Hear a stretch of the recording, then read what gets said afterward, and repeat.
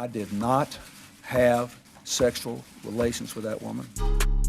Yes or no? Did you ever take banned substances to enhance your cycling performance? Yes. I had no prior knowledge of the planned assault on Nancy Kerrigan. I am deeply sorry for my irresponsible and selfish behavior I engaged in. Hey everybody, welcome back to Oops the Podcast. I am Giulio, joined by Francis, the man himself, Ellis. Francis, how you doing? Francis the Mantis. Francis the Mantis. Praying mantis. I like that, dude. Yeah, man. I'm well, man. How are you? What's going on? I'm doing good. I'm excited about things sort of progressing. The vaccine rollout seems to have been pretty effective so far. Don't get mad at me if you disagree. But like, it just seems like they're vaccinating a lot of people. They say they're administering 3 million doses a day. Mm-hmm. It's looking like New York will be back to normal. They're saying by July. All exciting things. Well, Europe is also saying that they might welcome American tourists. I think they've already set the date for it. And I had pretty much assumed that this big wedding that I was planning to go to in August in Italy would be canceled. Mm-hmm.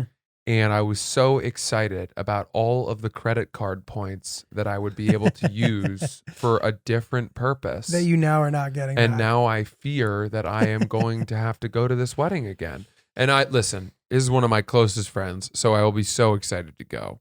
I just, when you're sitting on a pile of credit card points and you all of a sudden, you've been saving them for this Mm-hmm. wedding, and then all of a sudden you don't think the wedding's going to happen. You start looking at things that you could buy instead. Right. And you get excited about those things. And then the wedding's back on and you're like, okay.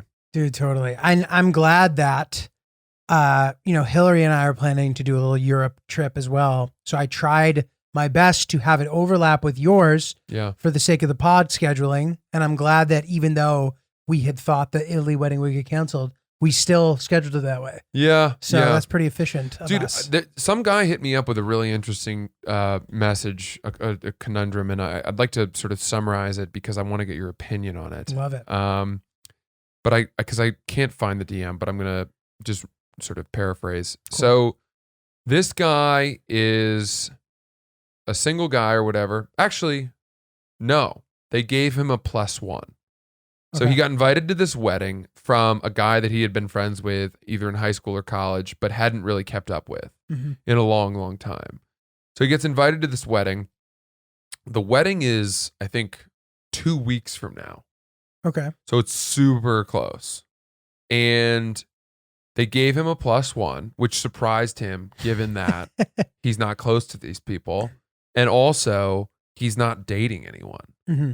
Right. That is surprising. I think you only get really a +1 if you're super serious with somebody, like if you're married or engaged. Right. And you're very close to the people getting married. Yeah, like, exactly. Especially in this day and age when people have so many sort of like kind of good friends. Yeah. It's not unusual to be invited to a wedding without your significant other. And I have been told that if you get invited to a wedding without being given a +1 and then you ask the couple for a +1, it's very rude.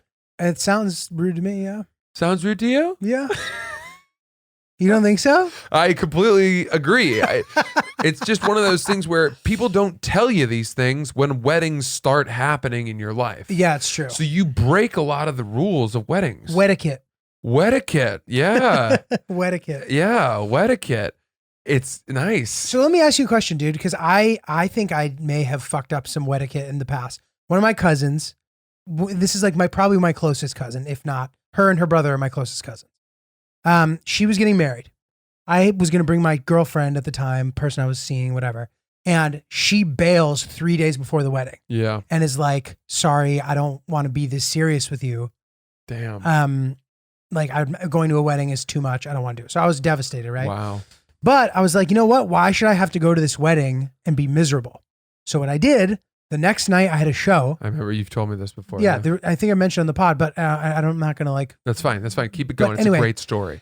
I see these girls in the front row. This girl was really cute. I ask her after the show. I give her my number as I'm walking out.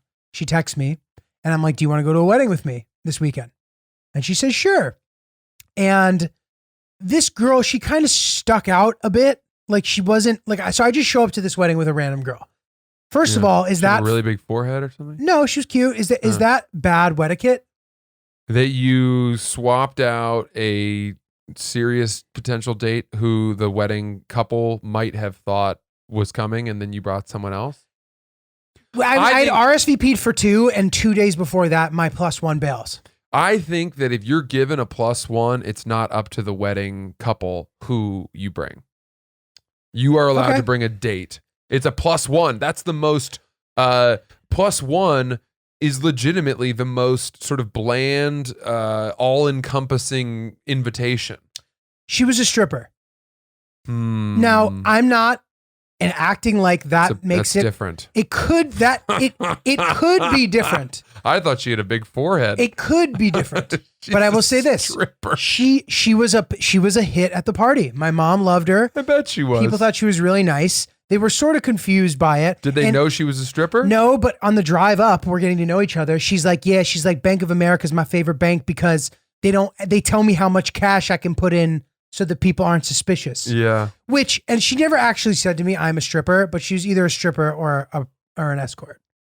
Almost 100% sure, based on some of the other things and weird stories she told me. But she ended up, and I think this is an important detail, is that she had a great showing at the wedding. Mm-hmm. People liked her. She was nice. She's a performer. She was respectful. Yeah. She was cool. She wasn't rude and unengaging. Like, if you bring a random +1 to a wedding and it fucks up the vibe, doesn't matter what they do, that's bad. She dressed appropriately for the occasion. Yeah. For the most part. Her makeup was a little unusual. Like, there were things about her that was like, who is this girl? But do you think my cousin harbors any resentment towards me about it?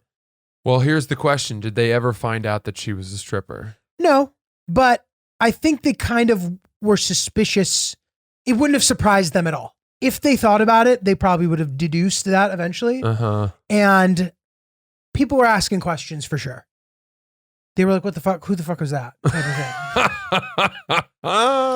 But, you know. I love you for bringing a stripper to a wedding on 2 days' notice. Dude, I wasn't about to be all depressed. And we had a really nice time together. She was really nice. And that was it. You know, we had a little fling and it was over. Boy, that's fun.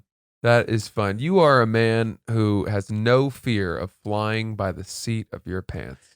Which is now I live this domestic lifestyle. It's interesting. My wings have been clipped a bit. But dude, that used to be my move all the time. I'd meet a new girl and I would invite her to a wedding immediately. Damn, bro. That is a huge leap of faith. I know. Because weddings are onerous. They're long and they are, you know, there's a choreography, there's a schedule. You move from this place to this place. You have to sit silently and respectfully during the ceremony, and then you have to go to this place for pictures, and there's a certain amount to drink, and then there are toasts. I mean, and then, you know, you're spending the night in a hotel room with a perfect stranger.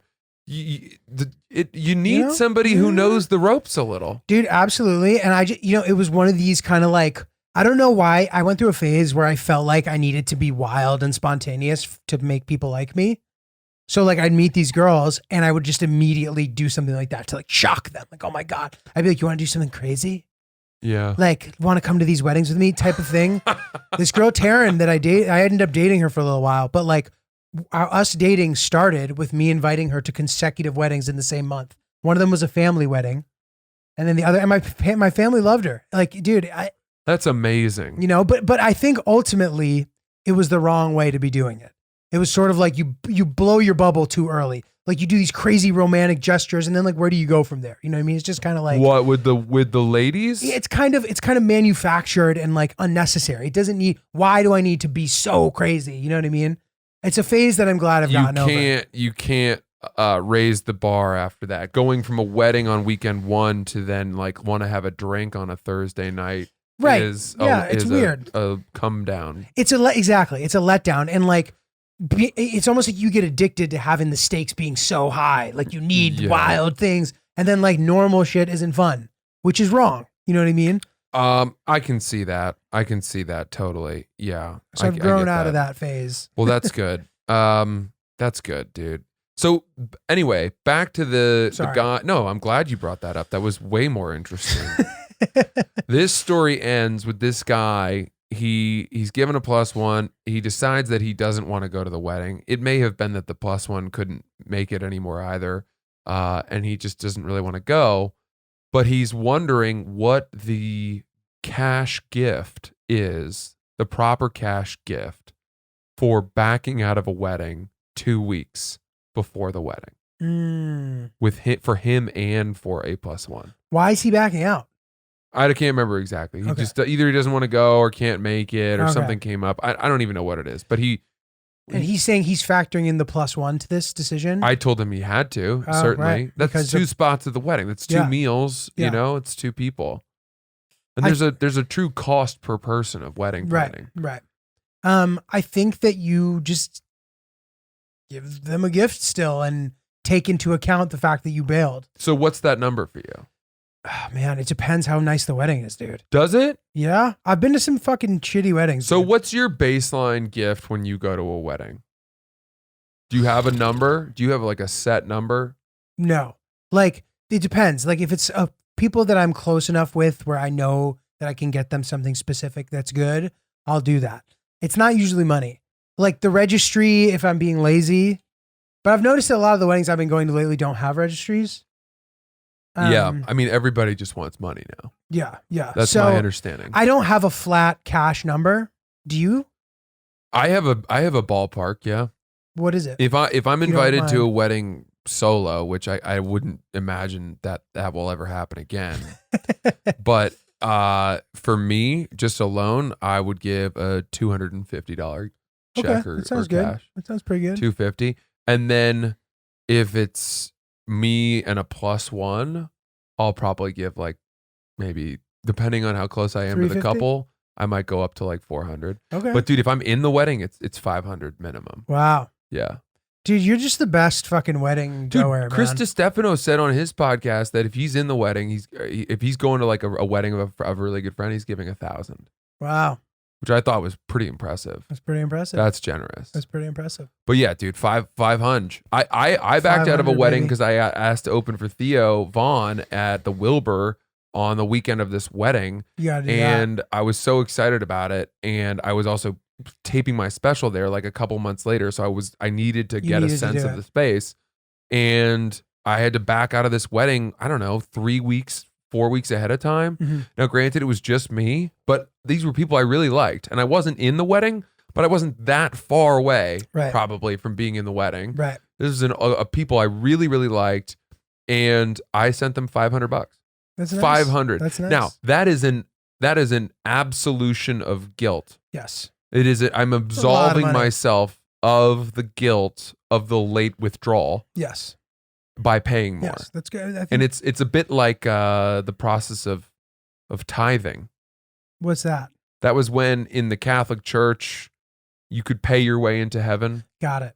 And it was like people who had more money were It's allowed exactly to what it skip is, yeah. tiers of the hierarchy. Interesting. And that's why Protestantism, one of the reasons why Protestantism flourished, Got it. because they had issues with the fact that the You rich could buy your way out of stuff. buy their way out of sin. Got it. Wow, that's crazy, man. But dude, Yeah. yeah, I mean, absolutely. You gotta fucking do it. Yeah. So I told this guy, I was like, I kind of expected him, he was asking me what the number should be. And I was like, well, what are you thinking? And he was like, I'm thinking 700. And I was like, dude, that's way too much. That's a lot. Yeah. Because he doesn't even care about the couple. Yeah, it's too much. Where I'm like, all right, because those factors come into play. How Yeah. much do you like them? How much do you want to preserve the friendship? How much do you want to soften the blow of not attending their wedding? Yeah. And money can do that. Yeah. Have you ever been have you ever had a wedding thing like this affect a friendship negatively? Like there's two ways. Like A, you don't go to their wedding and then you like feel ashamed, so you talk to them less, and then it just becomes this weird thing like that. Or they don't invite you, and that is offensive. I'm a weird dude in that I appreciate it when people don't invite me to their wedding. Interesting. It is such a commitment for me. Yeah. And it's so expensive. And you do it right, apparently. So Well, yeah, but when you do it. it's so strange. My group of friends have, for whatever reason, subscribed to this mentality that a wedding is something you must attend if you're invited. Interesting. You must attend because they say things like, my parents told me that they remember every single person who attended their wedding. Right. They I've heard remember that one. every single one. And, I get wedding invitations. I've gotten wedding invitations where I was astonished to be invited. And did Hadn't you go? spoken to the couple or either of the people in like years and years. I've missed a couple. I've missed a few, and I don't particularly feel bad about the ones I missed. The one where I paid a lot. I paid $500 to get out of it. I feel bad that I didn't go to that, but I didn't really have a choice. You didn't have a choice. I didn't have a choice. You didn't have a choice. I've had times where I felt bad that I didn't get invited, just because I want to be invited. Even if I meant I didn't want to go, I would feel bad. I've had my feelings hurt by not being invited before. Interesting. And I know that I have felt weird about not going to people's weddings. And I've had a couple friends where like we sort of just didn't talk to each other for a few years until enough time went by where we both kind of like forgot about it. So they took it personally. Maybe, or maybe not, but like they were distant enough of a friend where it was like weird to be that direct about discussing it. Yeah. It's always worth it to just discuss it. Yeah. Just get ahead of it. Like you said. I agree. I mean, there's just so much that goes into the commitment of a wedding. You gotta get your gift together. You gotta book a hotel. You gotta book a flight. Maybe you have to rent a tux. And if you can't rent a tux, you might as well wear a pair of bird dogs. You might as well wear some bird dogs with a nice blazer, because a lot of people will not be able to tell that those bird dogs pants are not dress pants. You will absolutely be able to get away with it. You will be comfortable on the dance floor. You will be able to jump and jive and stretch and sing. Yeah, and when you go into the bathroom to fucking bang out your date, you can just pull your pants down one fell swoop. That's it. Get it on. Don't even need to efficiently and remove the quickly. underpants because they're sewn into the lining of the pants themselves. Correct. We love our Bird Dogs pants. They are the perfect pant for spring, for golf, for anything that you're doing. Nice and cool on the old legs. They're great. And if you use the promo code OOPS right now, you will get a pair of rubber sandals. Wink, wink. You know what those are. Right now, go to birddogs.com, promo code OOPS, and you'll get a pair of rubber sandals with your first purchase. Love it, dude. Love it. Dude, so you were talking about your special. I have a question for you about that. Yeah. So I wonder what that must have felt like to sort of have that, and we don't have to talk about this if you don't want to. No, it's fine. To have this sort of like pinnacle moment where you're like doing these things that you could have never dreamed you were doing. This meteoric rise where like you had been, given the amount of time you'd been doing stand up, like everything was happening so quickly and so like all good things happening, right? And then by sort of what happened with your Barstool stuff happening, did that sort of like take, like what happened to the special? What is that feeling like? Was it like how did you bounce back from that? Yeah, I mean, unfortunately, dude, I think that the experience of taping it was the height of the happiness and excitement. Yes. And that after that night, it was all downhill from there. What is the time frame like between these events? That happened in, I think, early May. We taped it. I think we released it in June. And then at the very end of June, I was fired. That dude, I can't imagine what that feels like. And they say what doesn't kill you makes you stronger type of thing. Yeah. Do you relate to that? Like, is it something that you still think about? Of course I think about it. And we founded this podcast a little bit along the theme of learning from mistakes and failures. And, that's where the name Oops comes from. Mm-hmm. And our very first episode, I sort of tell the story of all of that. And I've told it a number of times on different podcasts, and it's a really, now I guess we're, 2 or 3 years removed from it. And are we even? I don't even think so. I think I was fired halfway through 2018, dude. 2018? Either that or 2019. It had to be 2019. So it's either It was 2019, 2 years. Okay. Yeah. Well, whatever it may be, the thing that was strange to me was that when I got fired, I really felt like I had made a huge mistake. Mhm. And that I was embarrassed and humiliated, and I couldn't believe that I had just like totally misread a situation Mhm. as much as I had. And then of course, my boss, Dave Portnoy, issued this long like statement on Twitter filming himself and calling me kind of like a monster. And I don't know if he said the word monster, but he was basically like, this is crazy that he did this. This is not what we stand for. This is not what Barstool is. And then Erica Nardini, my other boss, like reiterated some of those points and was like, we have to be better. We have to be better. Was I wrong? I mean, like, how did I not, like, yeah, I screwed up, but like, how do you compare that against where the line was? Like, where was the line there? You know what I mean? When I joined the company, up to that point, there was a laundry list of jokes that had aged poorly, and Right. Portnoy publishing Tom Brady's infant son's naked picture on the website and being like, look at the size of the howitzer on this kid, for which he got in big trouble, Of course, right? yeah. And and any number of like whatever, all the things that they get accused of. And I'm not saying that the accusers are right to come after them. Like, as Dave always says, they're just trying to be funny. And I agree with that. And I think that the success of Barstool against this sort of the closing walls of cancel culture and the heightened sensitivity to sort of like buzzwords and all of that, speaks to, I guess, the authenticity of their brand and the fact that they never back down. But for me, it was impossible to know what was allowed and what wasn't. And It's almost like you were being encouraged to do what you were doing, and then you received this colossal slap on the wrist for it. yeah. And what's also weird, and by the way, I'm not complaining. Like, they fired me. I get it. Dude, I stood by their decision at the time. I still you handled it like a gentleman. I still think and it was fine for got them unlucky, to fire man. me. But what the problem is too is that I've since learned, Dave has since said on radio shows and on podcasts that like part of the reason that I was fired was that I was no longer, as he puts it, loyal to the brand.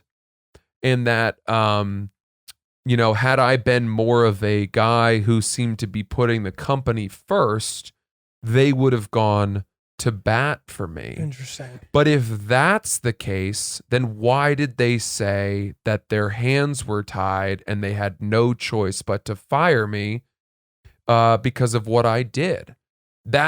Those two things are incongruous to me. And if you want to know why I wasn't particularly loyal to the brand, the reason is that a year into my time there, I remember Dave published a blog where I think they had come under fire for something. And Dave in the blog listed about 4 people that he was like, if any one of these people at the company were to write a blog or make a mistake, I would come to their defense. Everyone else is expendable. And I wasn't on that list. And Right. that was the moment for me where I was like, all right, this is a job. That's all it is. I work for a company and I'm going to work my ass off and do the best I can, but I'm going to work for me. Right. I'm going to work to increase my paycheck. I'm going to work to increase my following so that if something catastrophic happens, whether it's I get fired or the company explodes and goes under, I will still have a safety net. I'll have something to fall back on. Right. And that was always my mindset. And that's, I think, what probably rubbed Dave the wrong way. He knew that I wasn't a guy willing to take a bullet for the brand. And I wasn't willing to take a bullet for the brand because I knew from a very early point that the brand was not going to take a bullet for me. Right. So, Weird. There it is. that's the way it was. And I'll tell you, man, if there's anything that like bugs me. It's that they still talk about me, and they like have changed the story about why they fired me. Lack of loyalty. You know, he wasn't willing to work with sponsors and brands. I did so much sponsored content there. We had this weird, and I'm like airing a lot of shit out now, but it's weird because I never talk about this stuff, but they had told us that there was a company policy of if a brand comes to you and wants you to advertise for them on your Instagram or on your Twitter, you have to turn them down, because those are brands that are trying to work around our sales team, get better rates so they don't have to pay the company, you know, for the collaboration. And I was like, all right, that's fine. But then there were some people at the company who were still doing it anyway. Untouchable people, big people. Right. And finally one day, a brand hit me up. Oh no, sorry. Yeah, multiple brands had hit me up and been like, hey, would you be willing to do a sponsored song or whatever? And I was like, I can't. Sorry, if you want that, you have to go through Barstool. They were like, fine. But then finally one day, the sales team came to me and they were like, we've sold an ad for you to post on your Instagram. Dope. And I was like, okay, well, do I get a piece of that? And they were like, no, Oh, you work shit. for us. And we had been told all along that our social media was our own thing. And I talked to Big Cat about it, and he was like, yeah, you don't have to do that. Talk to Dave. And I went to Dave, and then that really pissed Dave off. And he was like, He was like pissed at you? yeah, and I understand Dave's position too. Like at some point I have to be willing to, you know, to take one for the team, like to give one back to this company that had been so great to me and paid me and all of that. And he was like, Jesus, like really, dude, you're not gonna post one thing for us. And I was like, you know what? I made a mistake there. But that is kind of what I think led to, and it was another piece that led to him thinking that I wasn't for the brand. However, for all of I did so much sponsored content on the website. I did a 5-video series for Puma. I did a video for Burger King. I did a Roman whole commercial shoot where I played 4 different characters and went out. I mean, I did a lot of sponsored content.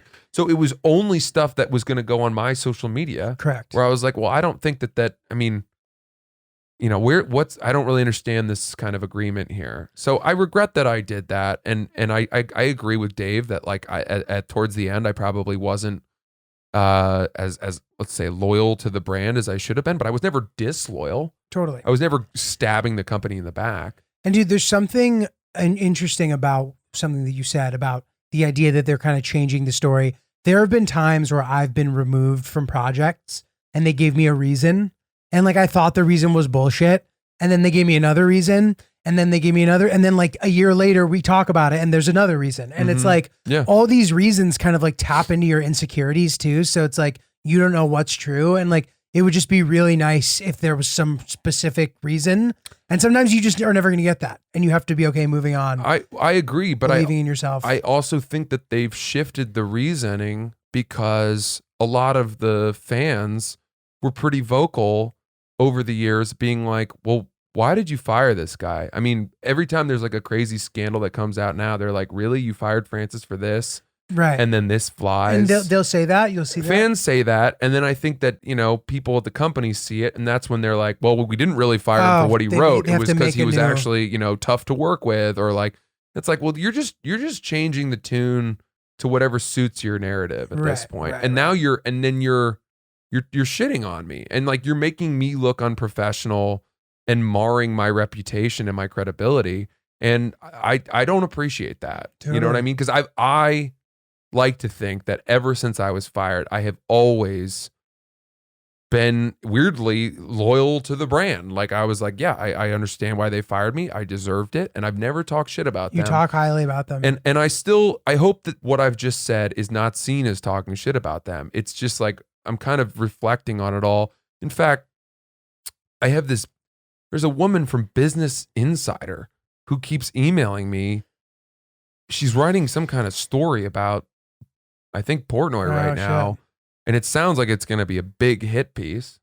And she keeps asking me if I'll like confirm It's like Succession. details. And I immediately was like, I'd prefer not to be involved. I'm sorry. Like, best of luck. And then she like hit me back and she was like, well, could I call you and just ask you a series of yes or no questions anonymously to confirm a lot of the things that I've been hearing? And I was like, no. And Like, why would you be like, yeah, sure? yeah, Like, how is right. that like clearly? And she was like, well, what if Hello? we spoke completely off the record? And fundamentally, I don't agree with sewering a company that I used to work for.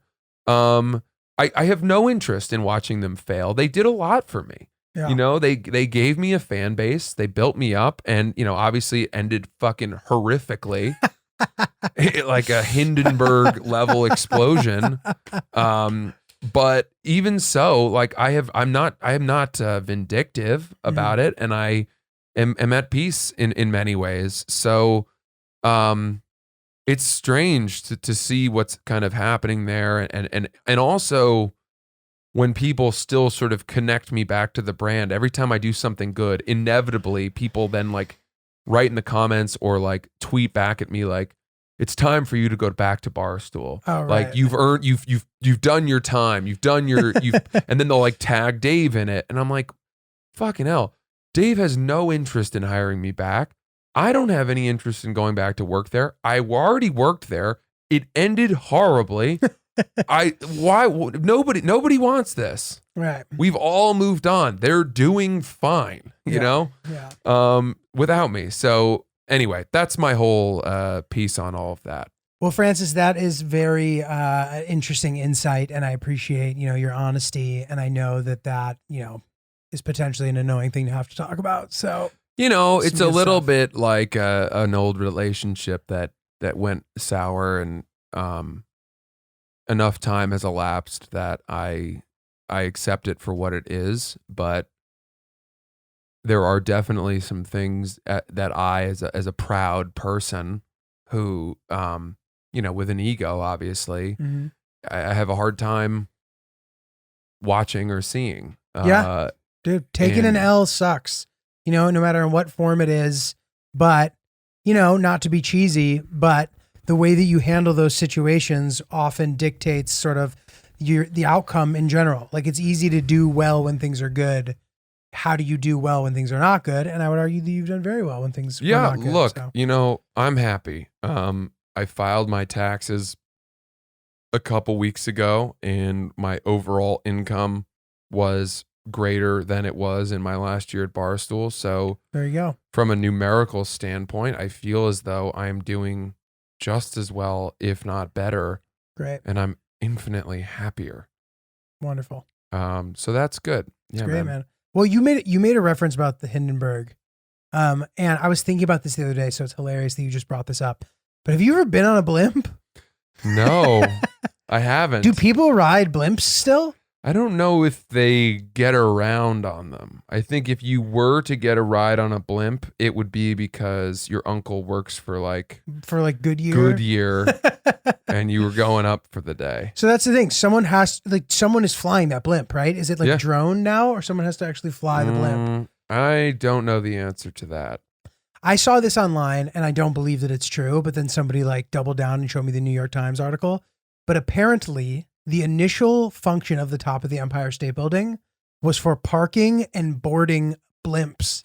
What? And there's this image of like people on the top of the Empire State Building walking up a ladder onto a blimp from the top of the Yeah, building. but hold on a second. The Empire State Building, the top of it is one big long meat thermometer. I'm going to show you A blimp the landing picture. on that is an instant skewering. Okay, yes. So the blimp pulls up to the side of it. Here, Okay. check it out.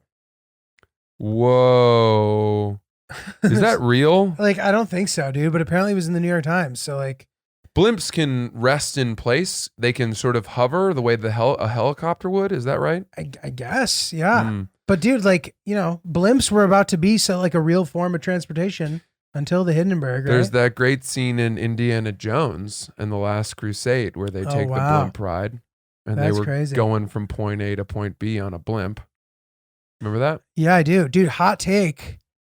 Indiana Jones 1 and Indiana Jones 3 don't hold up for me as an adult, but the Temple of Doom does. And Come on. I'm serious. Have you watched them recently? No. I'm telling you, people say Temple of Doom's the worst. For me, it's the best one. I don't know. There are parts of Temple of Doom that are solid. I think the whole beginning scene where they're like flying around the streets of Tokyo or whatever the hell. They're in either Shanghai or I think Shanghai. Okay, Shanghai. Those are solid. Yeah. But Short once they round. go into To India. the whole temple and the cannibalism thing and all of that, The gets heart? a little gets a little wonky. Iconic scene. Whereas I think them fighting the Nazis in Raiders of the Lost Ark and Temple of Doom is just so timeless. I gotta watch them again. I don't Yeah. know. Well, do you know that when I met Harrison Ford in that famous picture, the question I asked him was, how did you guys film the blimp scene in It's a good question. Well, I was so curious. I said something like, how did you film the airplane fight scene from Last Crusade where you're detaching from the blimp?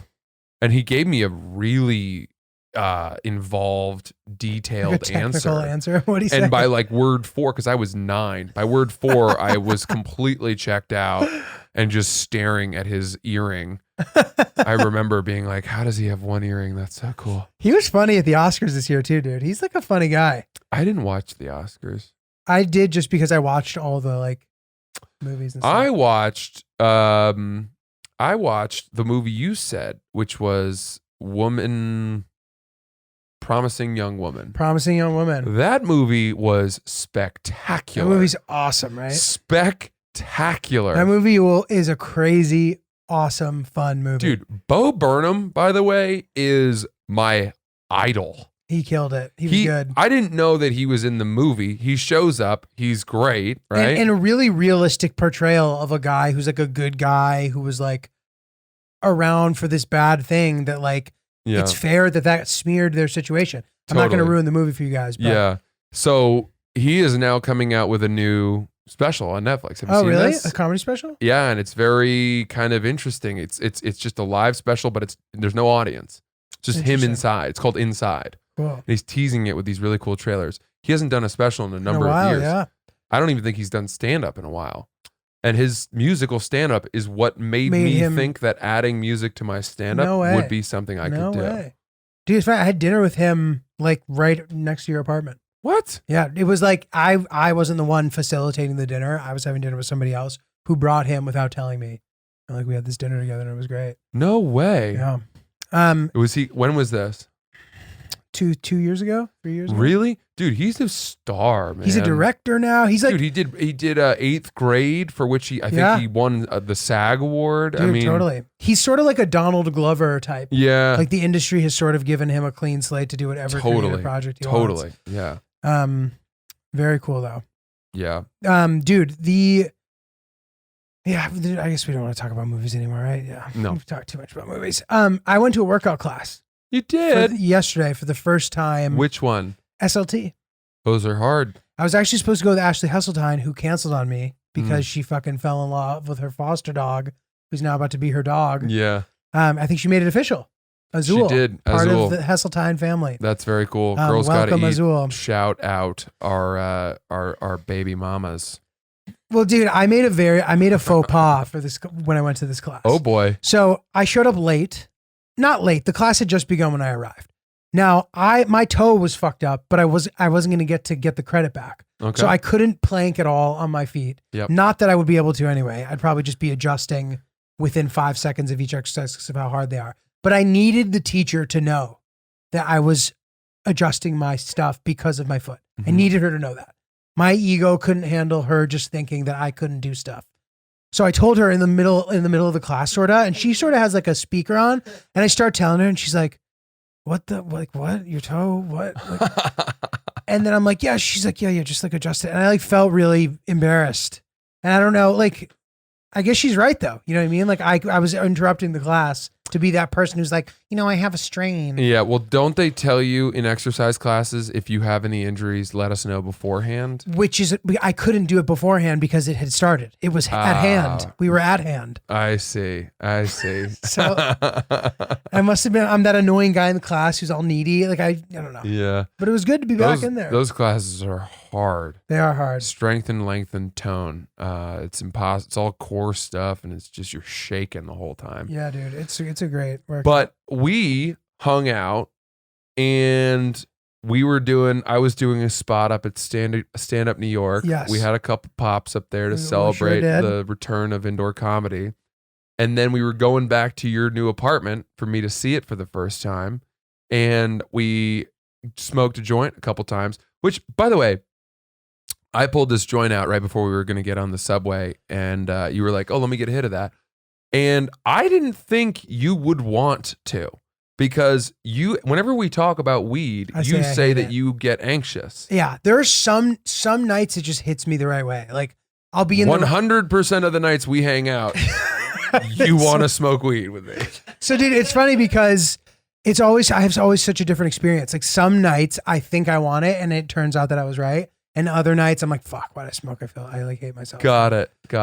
I wonder if the type of weed has anything to do with that. Maybe. But all of this is to say, we smoke, a quarter of a joint before, putting it back in the little holder and then getting on the subway to ride downtown to Giulio's apartment. And we get about 4 or 5 stops. We're having a very lively what an conversation. eventful fucking ride downtown. Dude, I am out of nowhere. The thirst hits me like I've been trekking through the Mojave for weeks with no canteen, no oasis, no refreshment whatsoever.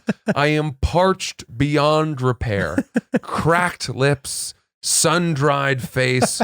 My mouth feels like a cotton field, and I am so thirsty, and I'm deeply, I can't even swallow. And I start telling Giulio about this, and he's like, I don't know what to tell you, man. I'm not gonna spit in your mouth like a bird and loosen you up a little. Next thing you know, dude, I look up and I spot on the opposite bench, about 6 feet down the subway car, a woman holding a glass of water. A full glass of water. A glass of water. Like she was in her own living room. Yeah, and took that on the road. A glass of water that would be in your cabinet in your kitchen. And I go, what the fuck? Look at that. That woman's holding a glass of water.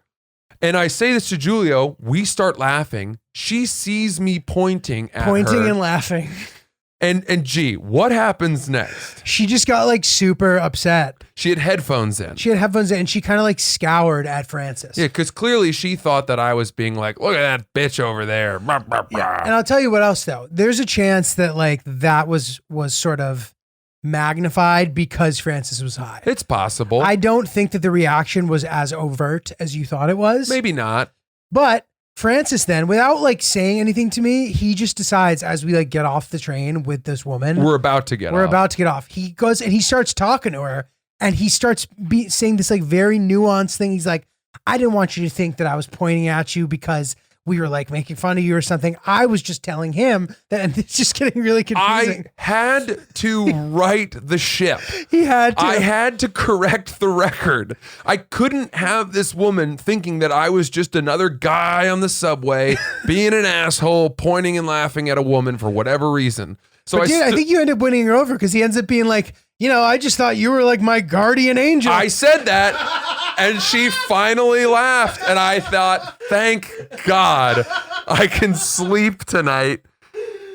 He did that. You're my guardian angel with his hands forward like this. It was so fucking funny. I stood up and I was like, I can't let this lie. And I went up to her. She had headphones in. I was like, hey.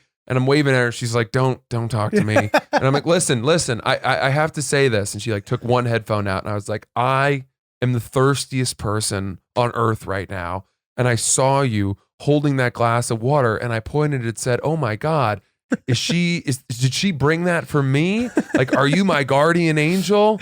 And by this point, she was like, all right, it's not as bad as I thought. It's maybe. just so funny how badly he needed to sort of correct the situation. I couldn't have it that way. I couldn't have her thinking that I was some chauvinist, typical toxic male.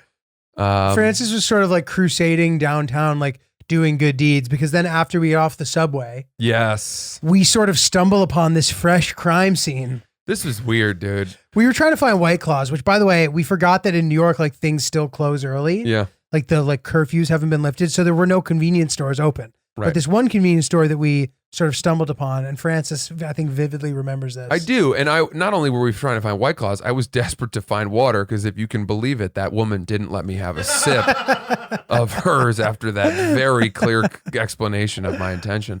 But we're walking and we come upon this deli and there is a squad car of police officers standing outside milling around.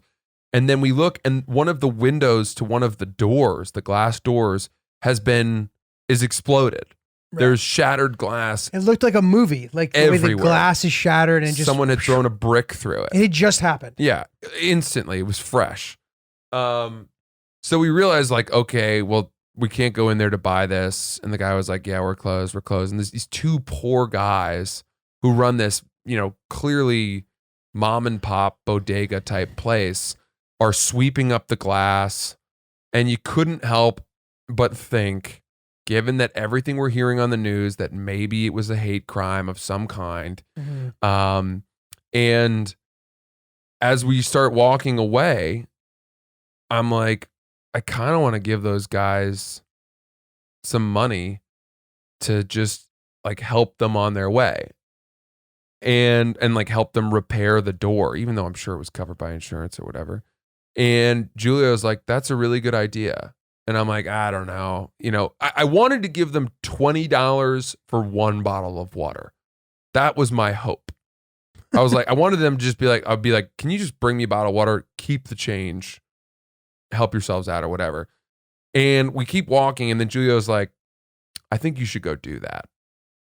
Well, because I sensed that you thought for some reason it wasn't a good idea, like it was weird or something. Yeah. I wanted you to know that it was not weird. Well, I had to hand them the 20 through the hole in the door. Which was, by the way, no, but there was no door. There was no bottom half of the door. You're right, the hole was in the bottom. So I had to reach through this fucking weird glory hole. Yeah, this shattered glass to hand them this 20.